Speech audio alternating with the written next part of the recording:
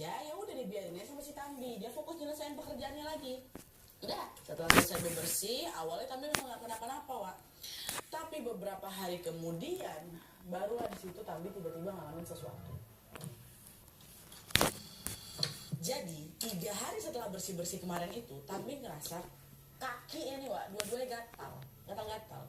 Waktu dicek sama si Nelly sama si Wawa, ada bentol-bentol ya. Situ Nelly bilang, ini kayak kena ulat bulu nih Tambi. Tapi kemarin habis bersih-bersih pekarangan kan? Enggak, yuk kita bawa berobat ke puskesmas aja, kata si Nelly. Akhirnya di hari itu Tambi pun dibawa ke puskesmas terdekat sama Wawa, sama Nelly, dan sama Om Anton, omnya si Wawa ini. Tapi beberapa hari setelah berobat, Wak, bukannya sembuh, kondisi kaki si Tambi ini malah tambah parah. Nggak cuma gatal biasa aja Nadia, bentol-bentol di kaki Tambi itu udah mulai ngeluarin, mohon maaf, ini nanah dan bau anjir, busuk kali baunya. Selain itu Tambi ini juga sering ngeluh kalau kakinya macam berat kali, Wak, sakit kali kayak gitu, nggak bisa jalan Tambi itu. Ngelihat itu, gue suaminya Tambi atau kakeknya Wawa ini bilang, ini kayak bukan sakit biasa lah Bu, ini pasti kena pangkihan nih katanya. Kata Wawa, pangkihan ini Pangkihan teh apa?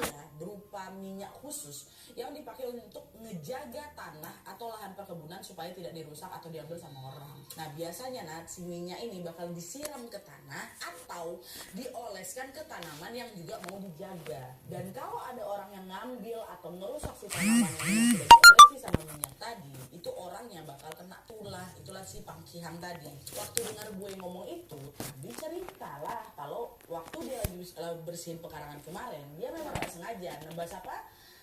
Tebunya sih atau Randy. Pak, ini jangan-jangan tebunya udah dipasang pangkihan ini, kata Tambi. Nah, karena itu Tambi pun dibawa berobat ke orang pintar yang memang paham soal pangkihan, Wak. Dan setelah diobati sama si orang pintar itu, untungnya kondisi kaki si Tambi ini berangsur membaik. Ya, udah agak membaik nih. Tapi rupanya itu baru permulaan aja, Wak. 2 minggu kemudian Nadia, kata si Nelly, Tambi ini kembali ngeluh sakit. Dan kali ini yang sakit itu tenggorokannya, Wak, bukan lagi kakinya.